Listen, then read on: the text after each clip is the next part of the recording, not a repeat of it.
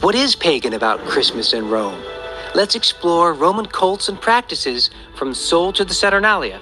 And don't forget to hit the subscribe button for more on-site history and exploration. December 25th is the day that Christians celebrate Christmas. It was as early as the 3rd century that the Christian historian Sextus Julius Africanus, writing a universal history of Christianity, recorded that Jesus was conceived on March 25th, which meant that after 9 months, it would result in the birth of Jesus on December 25th. But what was so special about this date? It all depended on the change of seasons, the movement of the earth, and its proximity to the sun. In the northern hemisphere, the sun is furthest from the earth on the winter solstice, December 21st. But in the Roman calendar, it was traditionally noted as being on December 25th, after which the days became noticeably longer. That's what's fundamental. This date determined by the Romans that stuck, December 25th, for the celebration of the winter solstice. The Roman cult of the sun god Sol, an old deity associated with Apollo, had a number of celebrations throughout the year, but received a prestigious temple to Sol Invictus in Rome in the Campus Martius in the 270s under the Emperor Aurelian, dedicated on the 25th of December, at that moment and not before, tying the cult to the winter solstice. And in some related form, there was the cult of Mithras, so popular in the 2nd and 3rd centuries, that became associated with Sol, the sun, noted as the unconquered sun, Sol Invictus, and its own cult and mythology that were focused on the constellations and the movement of the heavens, including the annual solstice and equinox.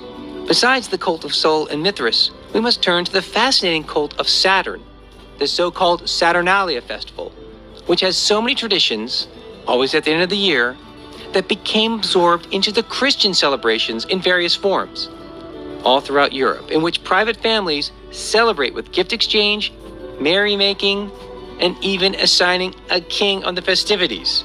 Let's take a look at the cult of the Saturnalia. From the Capitoline Hill, I'm overlooking the Temple of Saturn.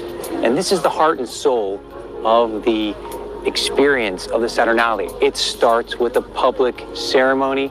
It starts with this temple. The temple itself was created first in the 5th century BC.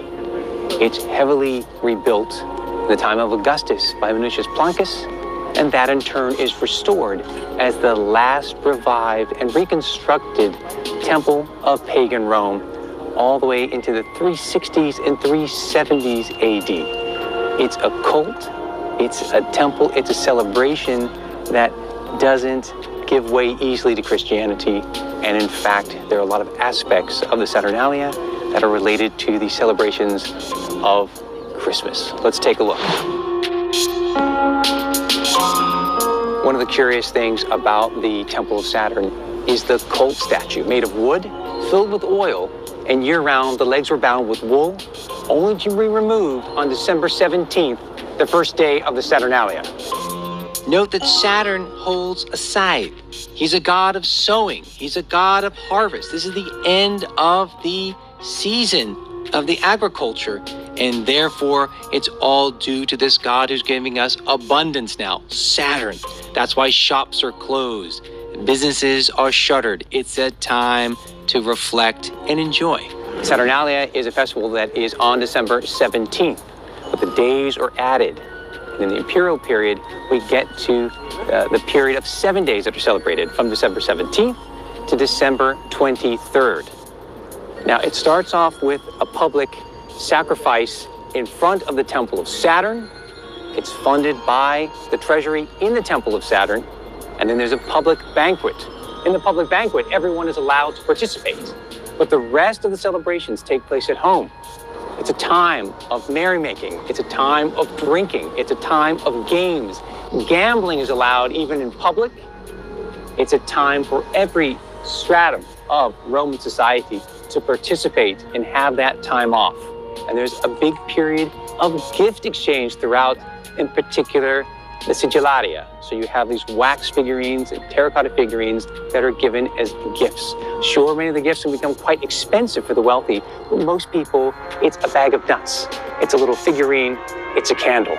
And this is always taking place at the end of December and everyone goes around in the streets and at homes saying, Yo, Saturnalia. Shalom. I want to start off by giving all praises, honor, and glory unto Yahweh, Bahasham, Yahweh Shai, Bahasham, Rakah, Kodash. Double honors unto the apostles and the elders of the great millstone that rule well. Peace and salutations unto the hopeful elect, beginning with the 144,000 men. Alright, this is Brother Yerushalayim coming at you with another video through the spirit and power of Yahweh, Bahasham, Yahweh Shai, Bahasham, Rakah, Kodash. This is a quick video. Saturnalia. Christmas is Saturnalia, and it's pagan. Alright, it's a quick video through the spirit.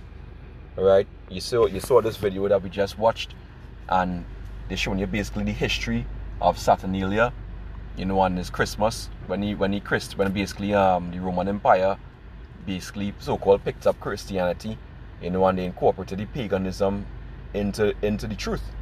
Alright, and you know they made it more palatable, or more easily adoptable to the Roman citizens. Alright, where they will go about the streets in mirth, you know, playing games, doing all kind of, you know, close up the shops. Everything you see there, you know, you see it back here, that just shows you that what is Rome. This is Rome all over again. Starting with Babylon, Great America, it's Rome all over again. Alright, there's no doubt about that. Alright, it's Rome all over again, and this is not the worship of Yahweh Shai and Mashiach.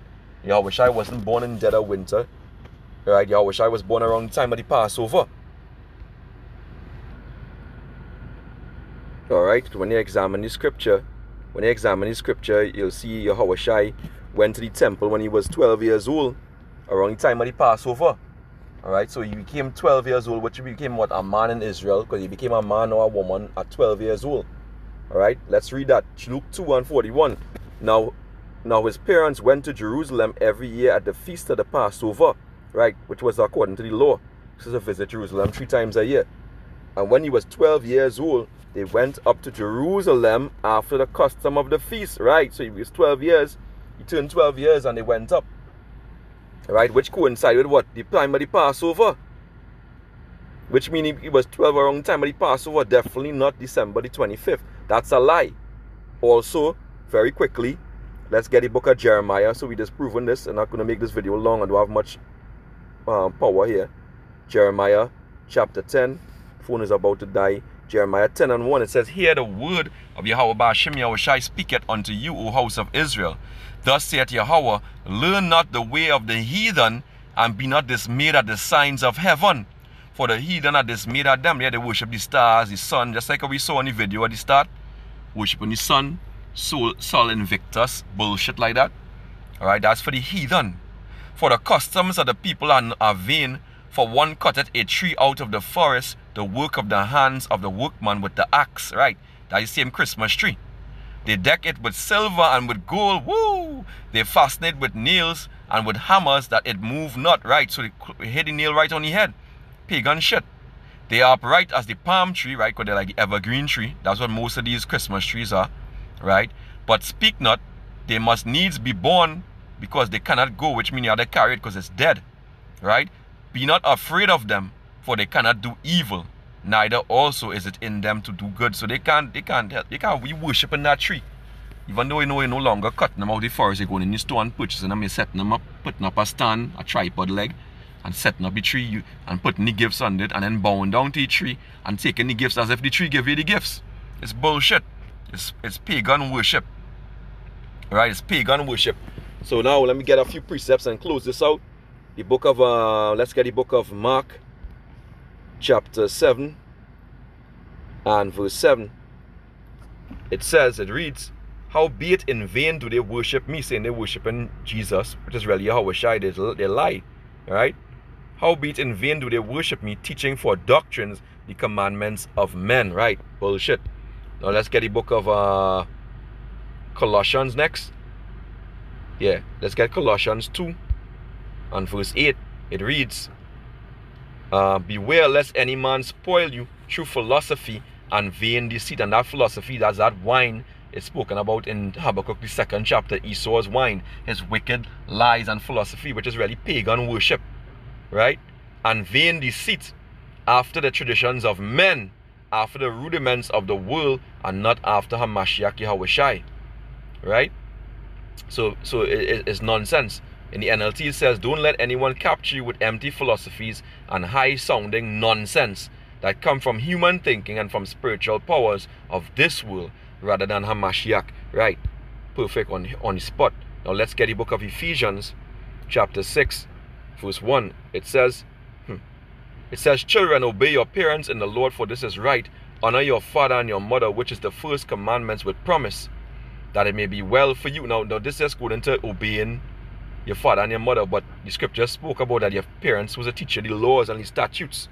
Right? So we ought to obey the laws and the statutes of Yahweh B'Hashem Yahushai and not what? The traditions of men.